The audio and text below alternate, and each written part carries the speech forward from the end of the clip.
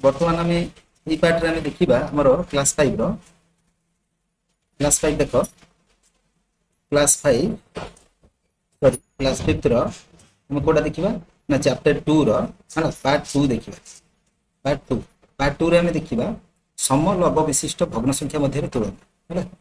तो देख मु गतकाली संध्यारे 4/6 परटा खाई माने 6 भाग 4 भाग परटा मु खाई गोटे परटार है जब आम 6 भाग करा 4 भाग मुझे खाईदे मुझे गतकाली ये कहूँ जे मुझे गतकाली संध्यारे 5/4 परटा खाई माने सॉरी 4/5 माने 5 भाग 4 भाग मुझे खाई सबिता और स्वामी दुही मध्य किए अधिक खाए। देख उत्तर खोजी बाहर करने तुम्हें तुम भग्न संख्या कार्ड व्यवहार कर निम्नोक्त चित्रगुड़ी को तुमको भाविबार साहाय्य करिछि कि निजर अनुभूति को तुम श्रेणी आलोचना करिया देख तो ये केते 1/5 1/5 1/5 1/5 यार गोटे भाग छाड़ देछि केते भाग खाई देछि 4 भाग खाई देछि एटा से 1/6 रो केते भाग खाई देछि 1/6 रो केते भाग खाई देछि गोटे दुईटा तीनटा चारटा भाग खाई देछि हला ता माने 4/6 बड़ ना 4/5 बड़ हला 4/5 बड़ तो कोटा बड़ तो एठी केन देखियो ना 1/6 खंडटी 1/5 खंड ठारू सान देख 1/5 खंड ठू 1/6 खंडटा सान कम देख गड़ी जा छोट छोट पड़ी 1/6 खंड तेणुक है 4/6 टा कौन हो सान हो काठू 4/5 रु सान हो बुझीपार। तो आउरी गोटे जिन केमती जान देख मुझे तुमको इजिली कहीदे तो देख ये देख कि जान तुम्हें ना देख लव जी सामान अच्छी लव दुईटा सामान अच्छी तार हर जी बड़ सी सान हर जी बड़ सी सान मन रख आउ कि हर सामान थी लवर जी बड़ सी बड़ बुझी तो भल ना जदि केमती कर देख 4/6 अच्छी 4/5 अच्छी गुणब कर्नर को कर्नर गुणब 5 चौक यहाँ 20 होगा 6 चौक 24 होगा तो किए बड़ ये बड़ होगा एपटा बड़ होगा ताने एपटे जो संख्याटा थी बड़ बुझीगला। तापर देख आस कमटी करवा तले दी जाइए भग्न संख्या गुड़ी को ये चिन्ह देकर आम तुलना कर तो देख ये लव सामान अच्छी दुईटा जगह लव लव सामान अच्छी हर किए बड़ हर ये बड़ माने मुझे कही हर ये बड़ सी सान मैंने ये चिन्ह देख ये देख 2/7 ये अच्छी 2/5 हर ये देख लव सामान अच्छी हर ये बड़ सी सान मैंने ये आगा है 6/9 अच्छी 6/10 अच्छी ताने हर किए बड़ है ये बड़ होगा मैंने बड़ जी बड़ सी सान मुझे कही है 4/9 अच्छी 4/10 अच्छी ताने देख लव सामान अच्छी हर जी बड़ से सान हर ये बड़ होगा ये सान होगा है यहाँ देख ये देख हर को लव को लव सामान अच्छी हर ये बड़ अच्छी तेणुक ये सब सान माने एपटे ये चिन्ह हम है जी बड़ ताड़ को चिन्ह रही देख 7/9 7/11 देख हर लव सामान अच्छी हर जी बड़ सी सान कि नहीं जी बड़ सी सान चिन्हटा बुझीगला नहीं सीवा देख एक ठारू बड़ होइतिबा भग्न संख्या रमेशर बापा नरम परटा तैयारी करती से परटा को अधा बा 2 समान भाग 4 भाग बा 4 समान भाग करिकी परसिबा पूर्वर काटती प्रतिदिन तांकर पिलामानंकु रमण और राधिका पचारती जे से केतोटा परटा तैयारी करछि माँ 1/2 परटा खंड भली है केतटा ना 5 खंड नहीं से केतोटी परटा खाइथिबे है एक माँ कौन कर ना 1/2 परटा खंड भली 1/2 देखुछ ना इंडिया खंड भाया 5 खंड ने 5 खंड मान देख यहाँ पूरा गोटे यहाँ गोटे दुईटा अधे खाई है ताने 1 1 2 ये अधे 2 अधे बुझीपार ताने कौन कर 1/2 1/2 मिसिले 1 हो से 1/2 1/2 मिसिले आउ गोटे होटा से 1/2 ताने के हम 5 खंड परटा है 5 खंड 1/2 लाखे परटा खाई कि नहीं ताने 5/2 5 गुणन 1/2 बा 5/2 है खंड परटा ता अर्थ 5/2 मान यहाँ हरण कर 5/2 की हरण कले के 2 हरण कले 2 2 4 5 4 हेल्ले 1 ताने 2टा पूरा खाई आउ 1/2 गोटे देख यहाँ कि लिख यहाँ को 2 पूर्ण 1/2 लिख ताने 2टा पूरा खाई 1/2 अधा खाई बुझीगला 2टा अधे खाई आम यहाँ एक संख्या रेखार देखई पार 0 और 1 मध्य दूरता को समान 2 भाग में विभक्त करा प्रत्येक भाग को 1/2 अटे 2टी अधा मिसा 2टा अधा मिसले के हो 1 हुए 5टी अधा मिसले पाखापाखि के 5/2 हम 5/2 बोले ଆଉ ଆମେ କ'ଣ ଲେଖିବା 2 ପୂର୍ଣ୍ଣ 1/2 ବୋଲି ଲେଖିବା। ବୁଝିଗଲା? ନେକ୍ସଟ ଏଟା ଦେଖ ସଂଖ୍ୟା ରେଖାରେ ଏମିତି ଦର୍ଶେଇବ। 0 ଆଉ 1 ମଝିରେ 5/2ଟା କାହା କାହା ମଝିରେ ରହିବ ମାନେ 2 ପୂର୍ଣ୍ଣ ହେଲା 1/2 ହଉଛି କି ନାଇଁ ରେ ତା ମାନେ 2 ହେଲା 0 1 ମଝିରେ କ'ଣ ରହିବ 1/2 ରହିବ ହେଲା ତା ମାନେ ଏଟା ପୁରା ଗୋଟେ ହେଲା 1/2 1/2 ଦିଟା ମିଶିଲେ ଯାଇକିରି କ'ଣ ହେଲା 1 ହେଲା ତା ମାନେ ଏଟା ଯୋଉ 2 ପୂର୍ଣ୍ଣ 1/2ଟା କାହା କାହା ଭିତରେ ରହିବ 2 ଆଉ 2 ପୂର୍ଣ୍ଣ ହେଇଯାଇଛି ନା 2 ଆଉ 3 ମଝିରେ ରହିବ ଦେଖ 2 ଆଉ 3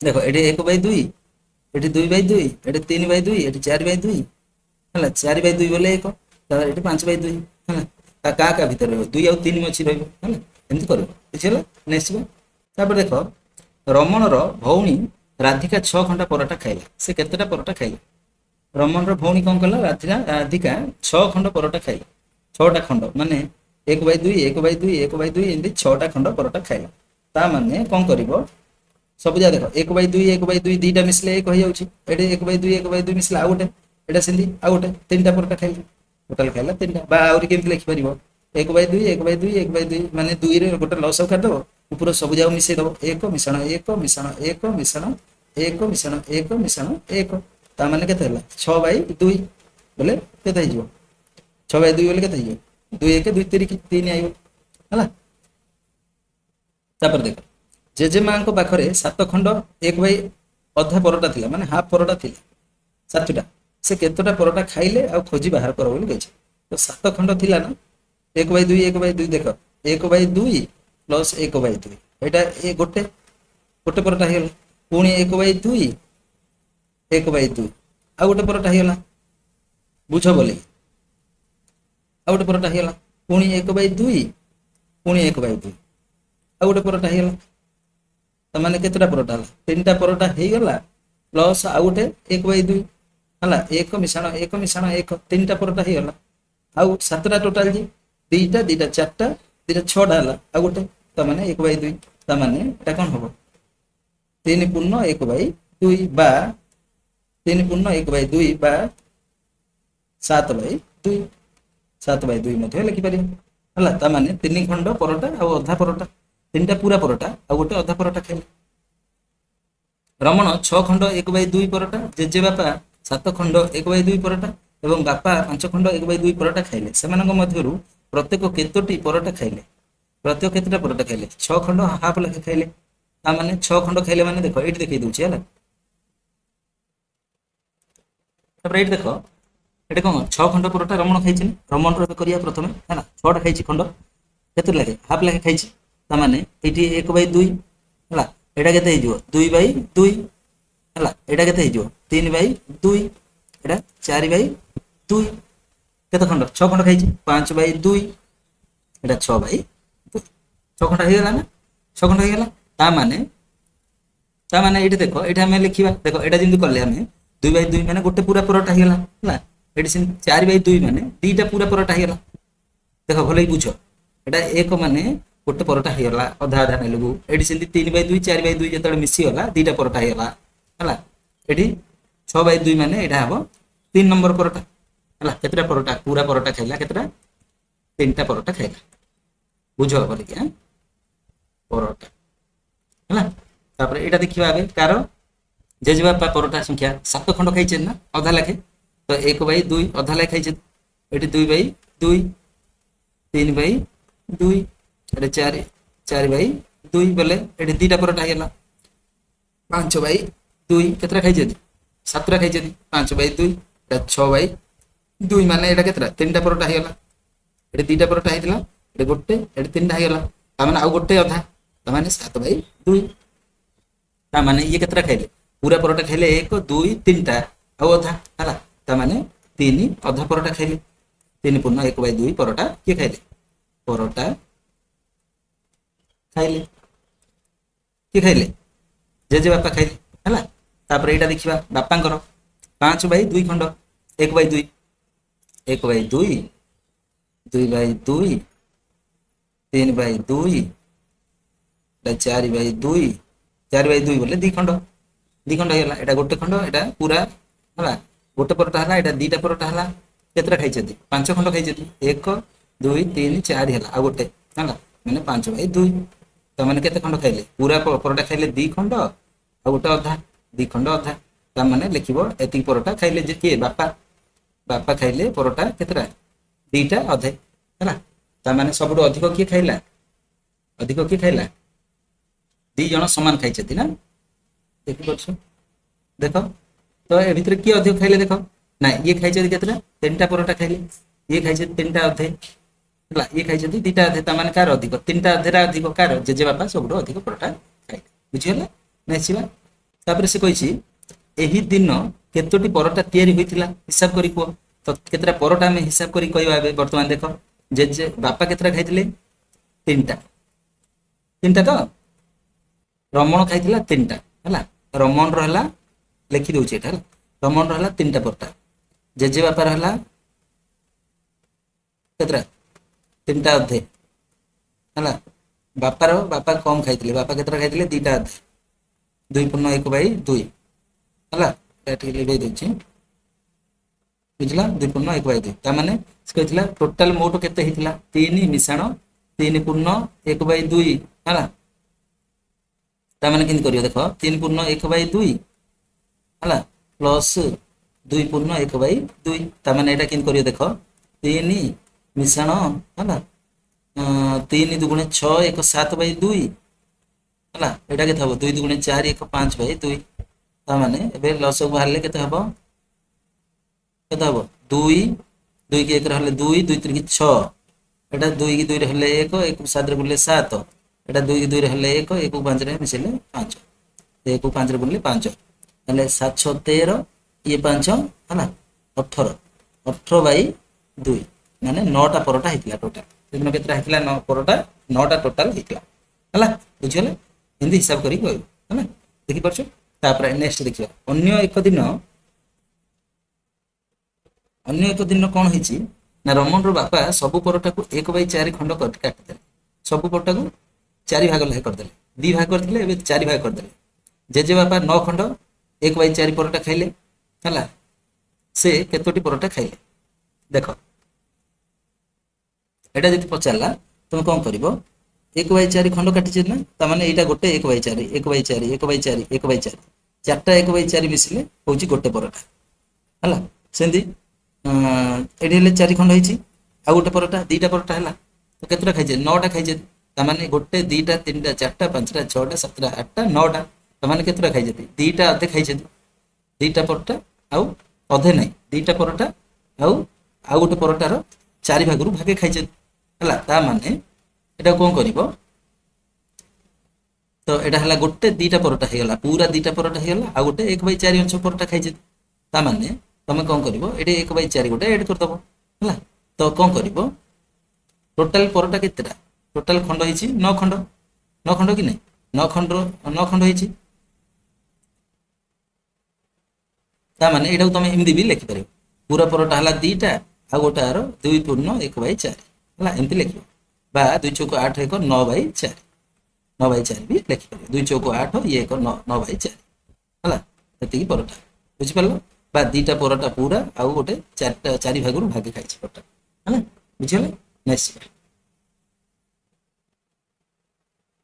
ଆମେ ଏହି ସଂଖ୍ୟାକୁ ଏକ ସଂଖ୍ୟା ରେଖା ଦ୍ୱାରା ମଧ୍ୟ ଦେଇପାରିବା। 0 ଆଉ 1 ମଧ୍ୟରେ ଥିବା ଦୂରତା ସମାନ 4 ଭାଗ କରିବା। 0 ଆଉ 1 ମଝିରେ କେତେ ଭାଗ କରିବା? 4 ଭାଗ କରିବା। ପ୍ରତ୍ୟେକ ଭାଗ 1/4। ପ୍ରତ୍ୟେକ ଭାଗକୁ ଆମେ ନେବା 1/4 2/4 3/4 4/4 ଏମିତି ଯେମିତି ନଉଥିଲେ ସେମିତି ନେବ। ଚାରୋଟି ମିଶି 1 ହୁଏ। 4ଟା 1/4 ମିଶିଲେ କଣ ହବ? 1 ହୁଏ। 9ଟି 1/4 ମିଶି ପରସ୍ପର କେତେ ହବ? 9/4 ହବ। କିମ୍ବା 9/4 ବା ଆମର କଣ ହେଇଯିବ? 4 2 × 8 1 ବଳିଗଲା। ତାମାନେ 2 × 1/4 ହବ। ବୁଝିପାରିଲ? ତ ଏଇଭଳିଆ ଦର୍ଶେଇବ ଏଇଟା ହେଲା ସଂଖ୍ୟା ରେଖାରେ। 1/4 2/4 3/4 4/4 4/4 ଗଲେ ଗୋଟେ ହବ। 4 ଖଣ୍ଡରେ ଗୋଟେ ହଉଛି। ତାପରେ ଏଇଠି 4 ଖଣ୍ଡରେ ଆଉ ଗୋଟେ 9/4 ଗଲେ ଗୋଟେ ଖଣ୍ଡ। ଗୋଟେ ଖଣ୍ଡର ମାନେ କଣ? ଗୋଟେ ପୁରାଟାର 4 ଭାଗରୁ ଭାଗେ ହେଲା। ତାମାନେ 2 ଖଣ୍ଡ ଆଉ ଗୋଟେ ଖଣ୍ଡ ଆଉ ଗୋଟେ ପରଟାର 4 ଭାଗରୁ ଭାଗେ ଖାଇছে ହେଲା। ତାପରେ ଏଇଠି ଦେଖ ରମଣ 7 ଖଣ୍ଡ 1/4 ରାଧିକା 6 ଖଣ୍ଡର 1/4 ମା 8 ଖଣ୍ଡ 1/4 ଜେଜେମା 10 ଖଣ୍ଡ 1/4 ଏବଂ ବାପା 12 ଖଣ୍ଡ 1/4 ପରଟା ଖାଇଲେ। ଗୋଟିଏ ସଂଖ୍ୟା ରେଖାରେ व्यवहार करके प्रत्येक खाଇବା ପରଟା को देखाओ बोली से हमको कही। तो यहाँ केमती कर देख रमण परोटा केते खाई रमण देखिए फास्ट 7 खंड 1/4 ना 1/4 माने ये लिख 1/4 ये 2/4 3/4 ये 4/4 हम 4/4 4/4 माने 1 गोटे परोटा है 4/4 है केत खंड खाई 7 खंड ता माने आ गोटे 5/4 6/4 7/4 7 खंड खाई हाँ हो तो बुझीगला। तो यहाँ केते खंड है माँ सेमती केते खंड खाई 8 खंड खाई 1/4 तो ये लिख 1/4 2/4 ये 3/4 ये हम 4/4 4/4 हेले गोटे खंड होगा पूरा गोटे पूरा होगा। तापर देखिए ये के लिखा 5/4 6/4 7/4 8/4 8/4 माने 2टा परोटा होगा टोटाल केतरा परोटा खाइले 2टा परोटा अंकर है 2टा परोटा राधिकार राधिका परोटा खाई केतरा ना 2टा आउ संपूर्ण 2टा है 2टा परोटा खाई ये रमण केतरा खाई ना गोटे खाई एक पूर्ण आउ गोटार केतरा खाई 3/4 एक पूर्ण 3/4 खाई माने गोटे पूरा खाई आ गोटे 4 भाग 3 भाग खाई बुझीगला। सेमती माँ परोटा केतरा खाई मार कही केतरा देख 8 खंड ना अच्छा यहाँ मार कर सॉरी रो रो टिके रो गोटे मिनट सॉरी एटा देख से कहला राधिका 6 खंड ना राधिका 8 खंड नुह मार 8 खंड 8 खंड कर देती है राधिका केते खंड खाई 6 खंड देख 6 खंड 1 2 3 4 है 5 6 खंड खाई 6 खंड माने 6/4 ता माने पूरा केतरा खाई देख एटा केतरा हबो पूरा खाइला गोटे खंड आउ गोटा आउ जो गोटार केते खंड खाई 2 भाग खाई देछि ता माने 1 पूर्ण 2/4 है 1 पूर्ण 2/4 खंड परोटा खाई किए राधिका माँ कर माँ कर मुझे जोटा करी से माँ कर है तो कौन कर 1/2 2/2 3/2 4 सॉरी 1/4 है 4 2/4 एटा 3/4 एटा 4/4 तो माने गोटे खंड होगा एटा सेमती देख पुणी कर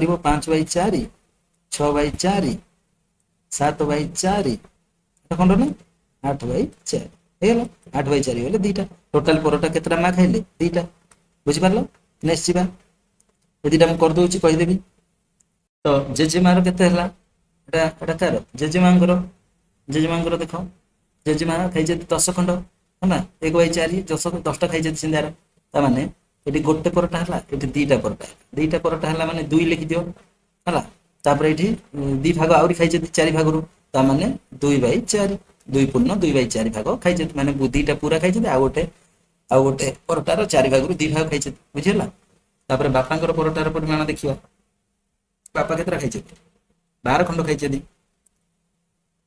बापा खाई केतरा 12 खंड देख तो बुझीगला ये करदेल है बापांकर केतरा है टोटाल केतरा ये गोटे ये 2टा ये 3टा है 3टा परोटा है लिखिद 3टा ता मैंने सी पचार यही दिन केतटा परोटा तैयारी होता हिसाब कर कह देख टोटाल हिसाब करदे फास्ट दिन होता 1 पूर्ण 3/4 लिखा सब जहाँ फास्ट दिन होता 1 पूर्ण 3/4 तापर कौ दिन तापर सेकेंड किए रमणर है तापर राधिकार होता 1 पूर्ण 2/4 तापर मार होता 2टा तापर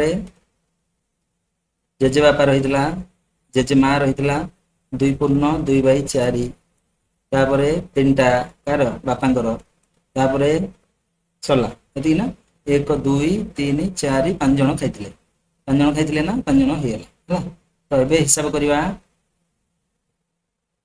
हिसाब कर केतटा होची देख 1 1 2 1 3 2 5 3 8 8टा परोटा होगा ହେଲା।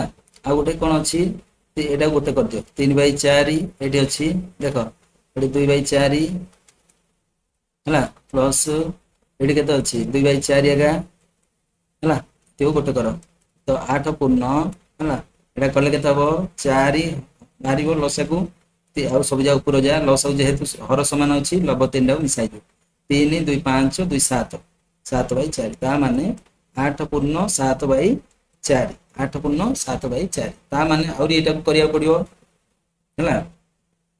ଏଟା କେତେଟା ହବ 4ଟାରେ ଗୋଟେ କି ନାହିଁ, ହଁ ତା ମାନେ ଏଠି କେତେଟା ହବ ଦେଖ 8 ଚଉକୁ 32 32 ଇଏ ହେଲା 36 39 ହେଲା, 32 39/4 ବା ଏଟାକୁ କଣ କଲେ ହବ 4 4 ନୂଆ 36 ହେଲା, 4 ନୂଆ 36 ଆଉ କେତେ ବଢିଲା 3 9 ପୂର୍ଣ୍ଣ 3/4, ତା ମାନେ ପୁରା 9ଟା ରୁଟି, ଆଉ ଗୋଟେ 9ଟା ରୁଟି ପୁରା ହେଇଥିଲା, ଆଉ ଗୋଟେ କଣ ହେଇଥିଲା ନା 4 ଭାଗରୁ 3 ଭାଗ ହେଇଥିଲା ହେଲା, ତା ମାନେ 9 ପୂର୍ଣ୍ଣ 3/4 ରୁଟି ହେଇଥିଲା ହେଲା। ରମଣଙ୍କର 6 ଜଣିଆ ପରିବାର 2ଟି କେକ୍ ମଗାଇଥିଲେ ଏବଂ ପ୍ରତ୍ୟେକ କେକ୍କୁ 3ଟି ସମାନ ଭାଗ ଖଣ୍ଡରେ କାଟିଲେ, ଯାହା ଫଳରେ କଣ ହବ ପରିବାରର ପ୍ରତ୍ୟେକ ସଦସ୍ୟ ଗୋଟେ ଖଣ୍ଡ ପାଇବେ ହେଲା। ଜେଜେମା ଆଉ ଜେଜେବାପା ସେମାନଙ୍କର ଖଣ୍ଡ ରମଣକୁ ଦେଇଦେଲେ ହେଲା, ମା ଏବଂ ବାପା ସେମାନଙ୍କର ଖଣ୍ଡ ରାଧିକାକୁ ଦେଇଦେଲେ। ତ ଏବେ ଏହା ପରେ ସେମାନଙ୍କର ମଧ୍ୟରୁ ପ୍ରତ୍ୟେକଙ୍କର ପାଖରେ କେତେ କେକ୍ ରହିଛି ଦେଖ, ରମଣର ଖଣ୍ଡ ଆଉ ରମଣର ସମୁଦାୟ ଦେଖ, ରମଣକୁ କିଏ କିଏ ଦେଲେ ଫାଷ୍ଟ ହିସାବ କର, 2ଟା କେକ୍ ମଗା ହେଇଥିଲା, ପ୍ରତ୍ୟେକ କେକ୍କୁ 3 ସମାନ ଖଣ୍ଡରେ ଭାଗ କରାହେଲା, ପ୍ରତ୍ୟେକକୁ 3ଟା ଭାଗ କରାହେଲା, ହେଲେ ଯାହା ଫଳରେ କଣ ହେଲା ପ୍ରତ୍ୟେକ ସଦସ୍ୟ 6 ଜଣିଆ ପରିବାର କି ନାହିଁ, 6 ଜଣ ମାନେ 3ଟାକୁ କଣ କଲେ ଗୋଟାକୁ 3 ଖଣ୍ଡ କଲେ, ତା ମାନେ 2ଟା କେକ୍ ଆଣିଥିଲେ ନା, କେତେଟା କେକ୍ ଆଣିଥିଲେ 2ଟା କେକ୍ ଆଣିଥିଲେ, ତା ମାନେ ଏମିତି ଆର 2 ଥର ଭାଗ ହେଇଥିବ। ତ ସେ କହିଛି 3 ଖଣ୍ଡରେ କାଟିଥିଲେ, ଯାହା ପରିବାରର ପ୍ରତ୍ୟେକ ସଦସ୍ୟଙ୍କୁ ଗୋଟେ ଖଣ୍ଡ ମିଳିଥିଲା। ଜେଜେମା ଆଉ ଜେଜେବାପା ଖଣ୍ଡକୁ କଣ କଲେ କାହାକୁ ଦେଇଦେଲେ, ଜେଜେବାପା ଜେଜେମା ଜେଜେବାପା ସେମାନଙ୍କର ଖଣ୍ଡ ରମଣକୁ ଦେଲେ, କାହାକୁ ଦେଇଦେଲେ ରମଣର ଆଉ 2ଟା ବଢିଗଲା ହେଲା, ତାମାନେ ପୁରା ଗୋଟେ ଖାଇଲା, ରମଣ ପୁରା ଗୋଟେ ଖାଇଦେଲା ହେଲା, ବୁଝିପାରୁଛ ତ। ସେମିତି ମା ବାପା ମାନଙ୍କର ଖଣ୍ଡ ରାଧିକାକୁ ଦେଇଦେଲା, ମାନେ ରାଧିକା ମଧ୍ୟ ଗୋଟେ ଖାଇଲା। ଏହାପରେ ସେମାନଙ୍କ ମଧ୍ୟରୁ ପ୍ରତ୍ୟେକ ପାଖରେ କେତେ ଖଣ୍ଡ କେକ୍ ରହିଲା, ପ୍ରତ୍ୟେକ ଖଣ୍ଡ ମାନେ ମା ପାଖରେ ଆଉ କିଛି ରହିଲାନି, ମାର ନାହିଁ 0, ବାପାର ବି 0 ହେଲା, ଜେଜେବାପା ବି 0, ଜେଜେମା ବି 0, ଜେଜେମା 0, ତାମାନେ ରମଣ ପାଖରେ କେତେ ରହିଲା, ରମଣ ପାଖରେ ରହିଲା ଗୋଟେ ପୁରା କେକ୍, ଆଉ ରାଧିକା ପାଖରେ ବି ଗୋଟେ ରହିଲା, ରାଧିକା ପୁରା ଗୋଟାଟି ଖାଇଲା, ରମଣ ବି ଗୋଟେ ପୁରା ଖାଇଲା ହେଲା। ତ 1/3 1/3 1/3 ହେଲା, 3 ଖଣ୍ଡ ଇକ୍ୱାଲ ଟୁ 3/3 ଇକ୍ୱାଲ ଟୁ 1, ଗୋଟେ ପୁରା ଖାଇଲା ରମଣ, ରାଧିକା ବି ଗୋଟେ ଖାଇଲା। ରମଣ ସମୁଦାୟ ଭାଗ ଏକ ସମ୍ପୂର୍ଣ୍ଣ କେକ୍ ଦେଖ 1/3 ତାକୁ ଦିଆଯାଇଥିଲା, ତା ଜେଜେ ବାପାର ଗୋଟେ ଅଧା, ଜେଜେ ମାର ଗୋଟେ ଅଧା, ତାମାନେ 3/3 ଇକ୍ୱାଲ ଟୁ 1, ରମଣର କେକ୍ ହେଲା 1। ସେମ୍ ଜିନିଷ ରାଧିକାର ବି ହେଲା, ରାଧିକାର ଖଣ୍ଡ କଣ ନା ତାର ଖଣ୍ଡଟି, ତା ବାପାର ଖଣ୍ଡଟି, ତା ମାର ଖଣ୍ଡଟି 3 ଖଣ୍ଡ, ତା ମାନେ 1/3 ହେଲା, 1/3 ରାଧିକାର ସମୁଦାୟ ଭାଗ। ରମଣ କେବଳ 2 ଖଣ୍ଡ ପିଜ୍ଜା ଖାଇଥିଲା, ଆଚ୍ଛା ଏଟା ଆଉ ଗୋଟେ ପିଜ୍ଜା ଖାଇଥିଲା, ତେଣୁ ସେ ଗୋଟିଏ ଖଣ୍ଡ ରାଧିକାକୁ ଦେଇଦେଲା। ବର୍ତ୍ତମାନ ରାଧିକା ପାଖରେ କେତେ ଖଣ୍ଡ କେକ୍ ଅଛି ହେଲା, ଆଚ୍ଛା ପିଜ୍ଜା ଗୋଟେ ଖଣ୍ଡି ଖାଇ ଦେଇଥିଲା ବୋଲି ସେ ଦେଇଦେଲା, ତାମାନେ ରାଧିକାର ଗୋଟେ ଖଣ୍ଡ ବଢିଗଲା, ତାମାନେ ପୁରା ଗୋଟେ ଖାଇଲା, ପୁଣି 3 ଭାଗରୁ ଭାগে ଆଉ ଗୋଟେ ଖାଇଲା, ତ ମାନେ କଣ ହେଲା 1 ପୂର୍ଣ୍ଣ 1/3, 1 ପୂର୍ଣ୍ଣ 1/3 ହେଲା, ଏତିକି ରାଧିକାର ହେଇଗଲା ହେଲା। ରମଣର କେତେ ହେଇଗଲା, ରମଣର ଗୋଟେ କମିଯିବ ହେଲା, ରମଣର କଣ ହେଇଯିବ 2/3 ହେଇଯିବ, ରମଣର ହେଇଯିବ 2/3, ରାଧିକାର ହେଇଯିବ 1 ପୂର୍ଣ୍ଣ 1/3 ହେଲା, ଏମିତି ଲେଖିଦବ, ବୁଝିଗଲା। ଏଠି ଦେଖୁଛ ଚିତ୍ର ଅନୁସାରେ କରିବ। ତାପରେ ଆସ କାମଟି କରିବା, ପରଟା ଓ ସଂଖ୍ୟା ରେଖା ବ୍ୟବହାର କରି ଭଗ୍ନ ସଂଖ୍ୟା ଗୁଡିକର ତୁମ ଖାତାରେ ଲେଖିବ, ପରଟା ଆଉ ସଂଖ୍ୟା ରେଖା देख 2/3 गोटे 5/3 है भग्न संख्या व्यवहार करके खातार लिखा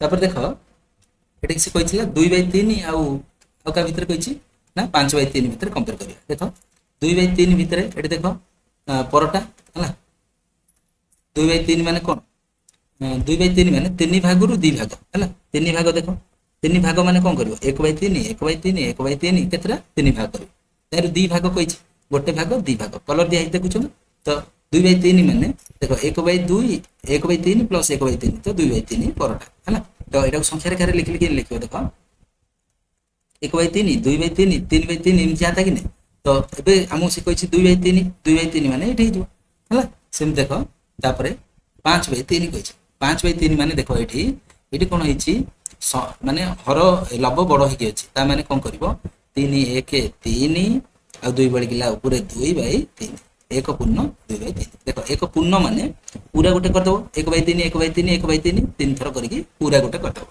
है गोटे पूर्ण है तापर 2/3 माने गोटे करदेव करदेकी कौन कर 3 भाग रु 2 भाग 3 भाग रु कौन कर 2 भाग दर्शेब देख 3 भाग कर 2 भाग कलर दब है बुझीगला माने यहाँ देख यहाँ पूराटा 1/3 1/3 पूरा 3 भाग हो जाए यहाँ गोटे है गोटे परटा गोटे परटा परटा गोटे परटा खाईदेला आहरी पुणी कौन 1/3 1/3 दी थर दीटा 2 खंड खाई माने एक पूर्ण है एक पूर्ण कौन हम 2/3 एमती हम बा 5/3 है परटा खाई यहाँ संख्या रेखा दर्शाइले 1/3 2/3 3/3 बोले गोटे परटा है 4/3 5/3 है माने माने गोटे परटा आहरी पुणी आउ गोटे परटार 2 भाग खाई बुझीगला लिख संख्या रेखा नेक्स्ट तापर देख ख 3/4 और 5/4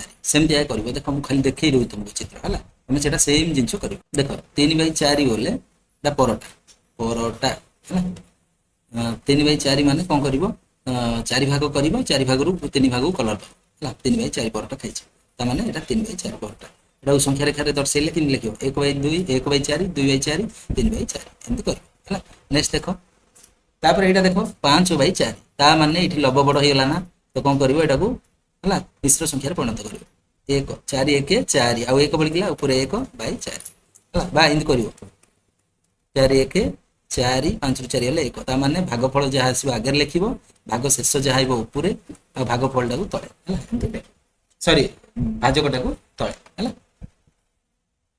ताने एक पूर्ण है एक पूर्ण हो जाए ना 1/4 1/4 4टा 1/4 मिसले गोटे पूर्ण हो जाए एक पूर्ण केते एक पूर्ण कौन कर 5/4 माने एक पूर्ण 1/4 कर कि नहीं ताने आ गोटे 4टी बड़का 1/4 बड़का रोचे ताने गोटे पूरा खाइब आ गोटे 4 भाग रु भागे खाइब बुझीगला एमती कर चित्र नेक्स्ट नेक्स्ट तो मोर देला गोटा 4/8 और 9/8 है 4/8 और 9/8 देखिए 4/8 देख 4/8 माने 8 भाग कर पूरा 8 भाग 1/8 1/8 8 भाग कर तार 4 भाग माने गोटे 2टा 3टा 4टारे कलर दिखाई माने 4 भाग खाई ये परटा परटा है तो 1/8 1/8 केतरा 1/8 4टा खाई ना तो 4टा 1/8 4/8 बा एटा हम आउरी लिखि परिया 1/2 मध्ये लिखि परिया माने पूरा ये तार अधा खाई है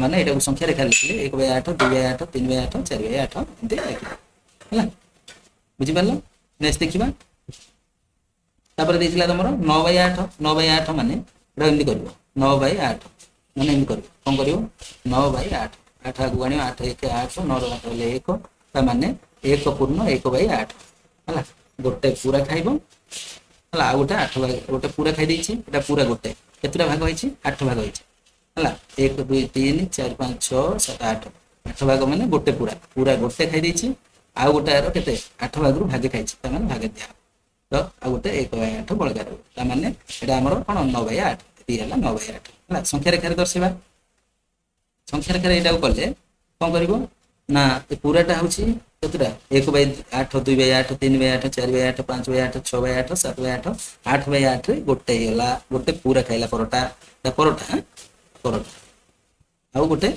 9/8ଟା କ'ଣ କରିଛି 8 ଭାଗରୁ ସେ କେତେ ଗୋଟେ ଭାଗ ଖାଇଛି, ଗୋଟେ ଭାଗ ଖାଇଛି।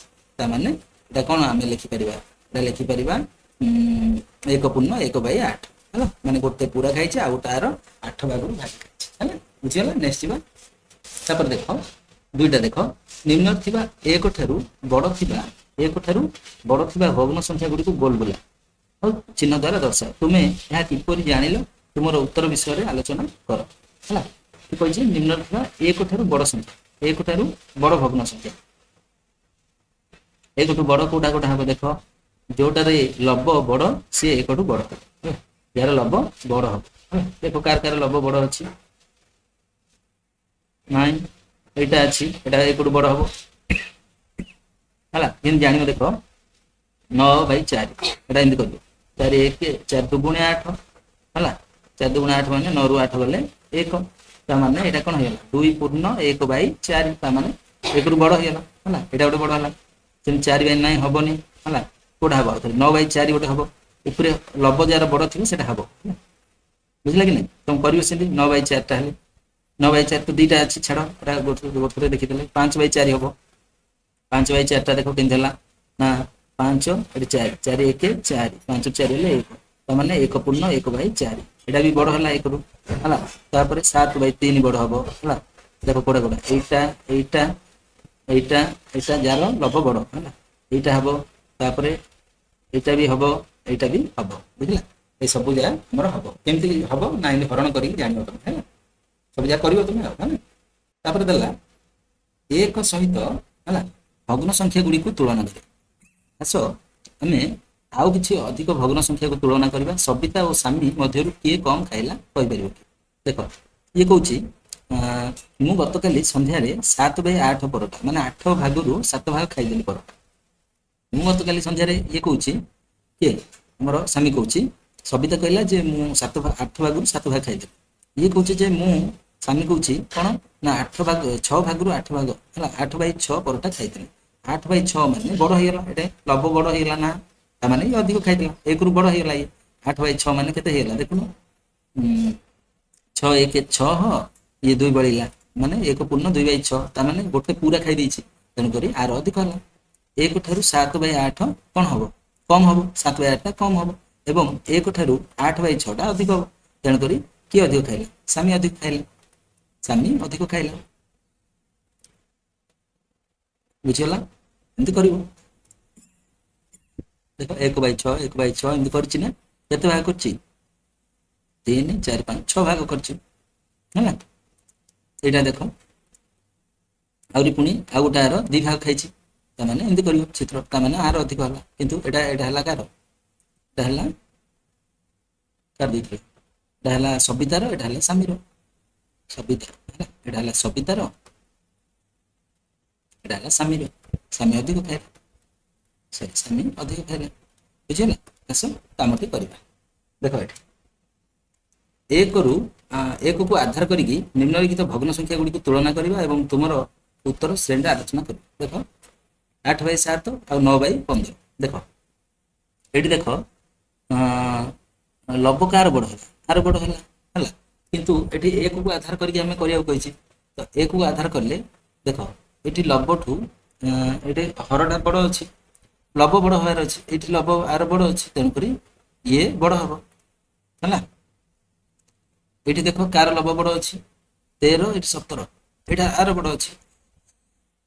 ଏଠି ଦେଖ ଏଠି ଲବ କାର ବଡ଼ ଅଛି, ଆର ନାଇଁ 8/8 ମାନେ 1, 8/8 ମାନେ 1, 7/6 ମାନେ 1 ପୂର୍ଣ୍ଣ ଆହୁରି ବଡ଼ ହେଇଯାଉଛି। ଦେଖ 7/6 ଦେଇଛି ମାନେ 6 1 6 7 6 ହେଲେ 1, ତାମାନେ 1 ପୂର୍ଣ୍ଣ 1/6, ତାମାନେ କାର ବଡ଼ ହେଲା, ଇଏ ବଡ଼ ହେଇଗଲା ନା।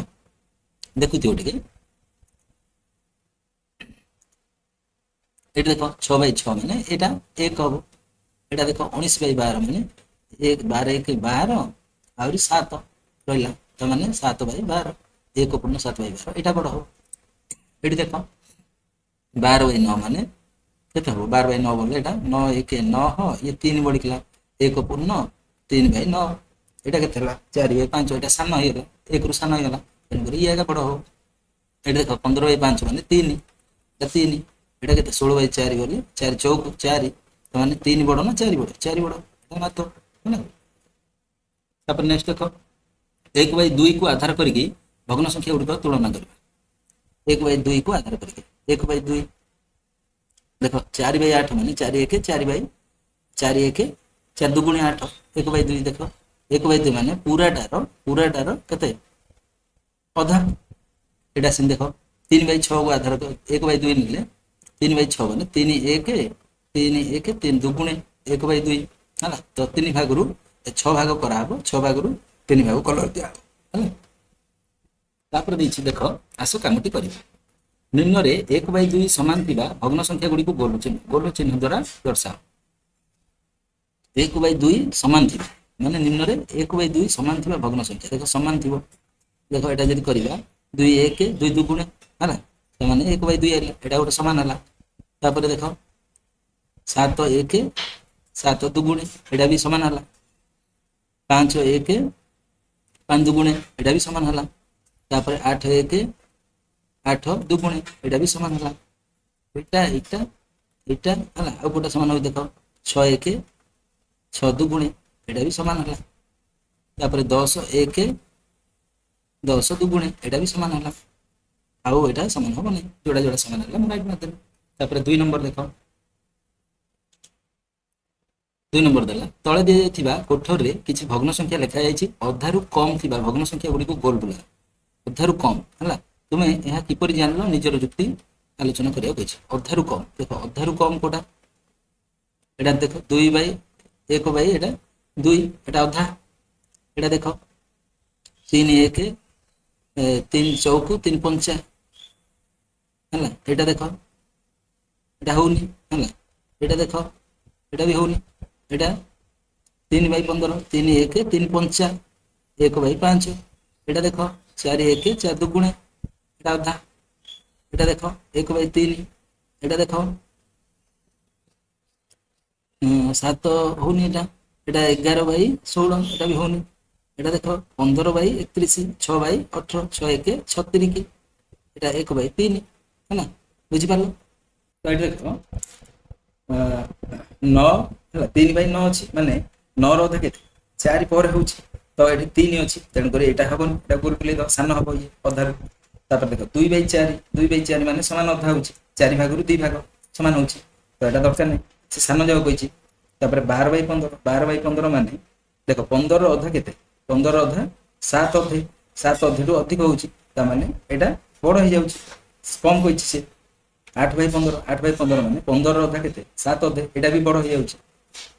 12 ର ଅଧା କେତେ 12 ଅଧା 6 ରୁ ଅଧିକ ଅଛି ଉପରେ ହେଲା। ଏଇଟା ଦେଖ 15 3/15 ମାନେ 15 ର ଅଧା କେତେ 15 ଅଧା ହେଲା 7 ଅଧେ ତାମାନେ ଏଇଟା ଛୋଟ ହବ। ଏ ଅଧାରୁ ସାନ କହୁଛି ନା ଏଟା 4/8 ମାନେ 8 ର 4 ଭାଗ ଏଟା ସମାନ ହଉଛି ଏଟା ଦରକାର ନାହିଁ। ତାପରେ ଏଇଟା ଦେଖ ସମାନ ଅଧା ହଉଛି ଏଟା 1/3 ଦେଖ 3 ଭାଗରୁ ଭାଗେ 3 ର ଅଧା କେତେ 3 ର ଅଧା ହେଲା 1 ଅଧା ତାମାନେ ସମାନ 1 ଅଛି ଏଟା ହବନି ଏଟା ସାନ ହବ। 7/11 ମାନେ 11 ର ଅଧା କେତେ 11 ଅଧା ହେଲା ଆମର 5 ଅଧେ 5 ଅଧେଠୁ ବଡ ଅଛି ଏଟା ହବନି। ତାପରେ ଏଟା 16 ର ଅଧା କେତେ 8 ର ଅଧିକ ଅଛି ଏଟା ବି ହବନି। 31 15/31 ମାନେ 31 ର ଅଧା କେତେ 15 ଅଧା ହେବା କଥା ଏଟା ସାନ ହେଇଗଲା ଅଧାରେ ସାନ ହେଇଗଲା। ଏଟା 6/18 6 1 36 ତାମାନେ ଏଇଟା ଦେଖ 18 ହେଲେ 18 ର ଅଧା କେତେ ହେବା କଥା 9 ହେବା କଥା 9 ଏଟା 6 ଅଛି କମ ଅଛି ତେଣୁକରି ଏଇଟା ବି ସାନ ହବ। ସାନ କୋଉଟା ଯୋଉଟା ଗୋଲ ବୁଲେଇଲି ସେଟା ସାନ ହବ ହେଲା। ତାପରେ ଦେଖ ଆସ ବର୍ତ୍ତମାନ 1/2 କୁ ନେଇକରି ଭଗ୍ନ ସଂଖ୍ୟା ଗୁଡ଼ିକୁ ତୁଳନା କରିବା। ମୁଁ ଗତକାଲି ସନ୍ଧ୍ୟାରେ 5/8 ପରଟା ଖାଇଥିଲି। ମୁଁ ଗତକାଲି ସନ୍ଧ୍ୟାରେ ଇଏ କହୁଛି 3/6 ପରଟା ଖାଇଥିଲି ହେଲା। 3/6 ମାନେ କେତେ ଏଟା ହବ 1/2 ମାନେ ଅଧା ପରଟା ଖାଇ ଦେଇଥିଲା ଗୋଟେ ରୁଟିର ଅଧା ପରଟା ଖାଇ ଦେଇଥିଲା। କିଏ ଅଧିକ ଖାଇଲା ଇଏ 5/8 ମାନେ 8 ଭାଗରୁ ଇଏ 5 ଭାଗ ଖାଇଥିଲା ଇଏ କିନ୍ତୁ ଅଧା ଖାଇଛି ହେଲା। ତାମାନେ କିଏ ଅଧିକ ଖାଇଲା ଇଏ ଅଧିକ ଖାଇଲା ହେଲା ନା କଣ ରାଧିକା ବୁଝିଲ। ଦେଖ ଏଇଟା ଦେଖିକି ତମେ ଆହୁରି ବୁଝିପାରିବ। ଦେଖ ଏଟା ଅଧାରୁ ଅଧିକ ଖାଇ ଦେଇଛି ଗୋଟେ ଭାଗ ଦେଖୁନ ଏଟା ପୁରା ଯଦି ପୁରାଟାକୁ ନେବା 1/8 1/8 5 ଥର ନେବା ତାମାନେ ଏ ଚାରିଟାକୁ ଆର ଏତିକି ସମାନ ଅଧା ତାମାନେ ଏଇଟା ଗୋଟେ ଏକ୍ସଟ୍ରା ଖାଇଛି ତାମାନେ ଅଧିକ ଖାଇଛି ହେଲା 3/6 ହେଉଛି ଅଧା ତାମାନେ 5/8 1/2 ଠାରୁ ଅଧିକ ଅଟେ ତେଣୁକରି 5/8 ବଡ଼ ହବ 3/6 ହେଲା ଏମିତି କରିବା। ତାପରେ ଦେଲା ଆସ ନିମ୍ନ ଭଗ୍ନ ସଂଖ୍ୟା ଗୁଡ଼ିକୁ ତୁଳନା କର ଆଉ ଯୋଉଠାରେ ସମ୍ଭବ 1/2 ସହିତ ଭଗ୍ନ ସଂଖ୍ୟା ଗୁଡ଼ିକୁ ତୁଳନା କର ହେଲା। ଦେଖ ଏଇଠି ଦେଖ ଏଇଠି ଦେଖିଲେ ବୁଝିପାରିବ ଦେଖ ଏଇଟା 9 ଭାଗରୁ 2 ଭାଗ ହେଲା 9ର ଅଧା କେତେ ହେବା କଥା 9ର ଅଧା ହେଲା 4 ଅଧେ କିନ୍ତୁ ଏଇଠି ଦେଖ 7 ଭାଗରୁ 4 ଭାଗ ମାନେ 7ର ଅଧା କେତେ ହେବା କଥା 3 ଅଧା ତାମାନେ ବଡ଼ ହେଲା ଇଏ ହେଲା। ତାପରେ ଏଇଠି ଦେଖ 14 ଭାଗରୁ 11 ଭାଗ ମାନେ 14ର ଅଧା କେତେ ହେଲା 7ରୁ ଅଧିକ ଅଛି ଏଇଟା 20 ଭାଗର 7 ମାନେ 20ର ଅଧା କେତେ 10 10ରୁ ଅଧିକ ଅଛି 10ରୁ ଏଇଟା କମ ଅଛି ତେଣୁକରି ଇଏ ବଡ଼ ହବ ହେଲା। ଦେଖ ବୁଝିଲେ ଜାଣିପାରିବ ଏଠି 7ର ଅଧା କେତେ 7ର ଅଧା ହେଲା 3 ଅଧେ 3 ଅଧେଠୁ 3 ଅଧେଠୁ ଇଏ 5 ବଡ଼ ଅଛି ଏଠି 9ର ଅଧା କେତେ 9ର ଅଧା ହେଲା 4 ଅଧେ କିନ୍ତୁ ଏଇଟା ଛୋଟ ଅଛି ତେଣୁକରି ଇଏ ବଡ଼ ହବ। ତାପରେ ଏଇଠି ଦେଖ 7ରୁ ଅଧା ହେଲା 3 ଅଧେ ଏଇଟା ବଡ଼ ଅଛି 10ରୁ 4 ମାନେ 10ର ଅଧା ହେଲା 5 5ରୁ ଏଇଟା ସାନ ଅଛି ତେଣୁକରି ଇଏ ବଡ଼ ହେଲା ହେଲା। ଏ ଦେଖ 9/17 9/17 ମାନେ 17ର ଅଧା କେତେ 17ର ଅଧା ହେଉଛି 8 ଅଧେ 8 ଅଧେ ମାନେ ଏଇଟା 9 ଅଛି ବଡ଼ ଅଛି ଏଇଟା 15ରୁ 3 ମାନେ 15ର ଅଧା କେତେ 7 ଅଧେ 7 ଅଧେରୁ ଏଇଟା ସାନ ଅଛି ତେଣୁକରି ଏଇଟା ବଡ଼ ହବ ହେଲା। ଏଇଟା ଦେଖ 12ର ଅଧା କେତେ 6 6ରୁ ଏଇଟା 7 ଅଧିକ ଅଛି ଏଇଟା କିନ୍ତୁ 11ର ଅଧା କେତେ 11 ଅଧା ହେଉଛି 5 ଅଧେ ହେଲା 5 ଅଧେ ମାନେ ଇଏ ବଡ଼ ହବ ହେଲା। ଏଇଟା ବି ଏ ଦୁଇଟା ଭିତରେ କିଏ ବଡ଼ ହବ ନା ଦେଖ ଏ ଦୁଇଟା ଭିତରେ କିଏ ବଡ଼ ହବ ନା 1/3 ଏଠି 5/9 ହେଲା ଏ ଦୁଇଟା ଭିତରେ କିଏ ବଡ଼ ହବ 3ର ଅଧା କେତେ 1 ଅଧା ଏଇଟା 9ର ଅଧା 9ର ଅଧା ହେଲା 4 ତାମାନେ ଇଏ ବଡ଼ ହବ ହେଲା। ତାପରେ ଏ ଦୁଇଟା ଭିତରେ ଦେଖ 9 ଏଇଟା 9ର ଅଧା କେତେ 4 ଅଧେ ଏଇଟା ଛୋଟ ଅଛି ଅଧାରୁ ଏଇଟା ଦେଖ କିନ୍ତୁ 7ର ଅଧା କେତେ 7ର ଅଧା 3 ଅଧା ଇଏ ବଡ଼ ଅଛି ହେଲା ଇଏ ବଡ଼ ହବ।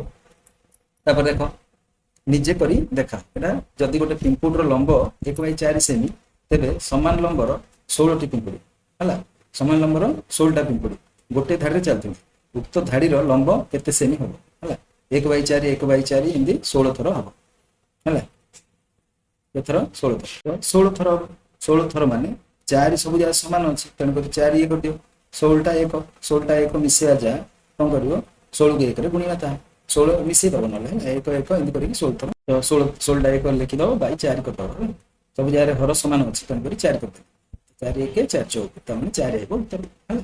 ତଳେ ଦିଆଯାଇଥିବା କେତେ ସେମି 4 ସେମି ହେବ 4 ସେମି। ତ ବର୍ତ୍ତମାନ ଆମର ସରିଯାଇଛି ହେଲା। ଆଶା କରୁଛି ଭିଡ଼ିଓଟି ତୁମମାନଙ୍କୁ ବହୁତ ଭଲ ଲାଗୁଥିବ ଆଉ ଯଦି ଭଲ ଲାଗୁଛି ଅଧିକ ମାତ୍ରାରେ ଲାଇକ୍ ସେୟାର କରିବାକୁ ଅନୁରୋଧ ରହୁଛି। ଜୟ ଜଗନ୍ନାଥ।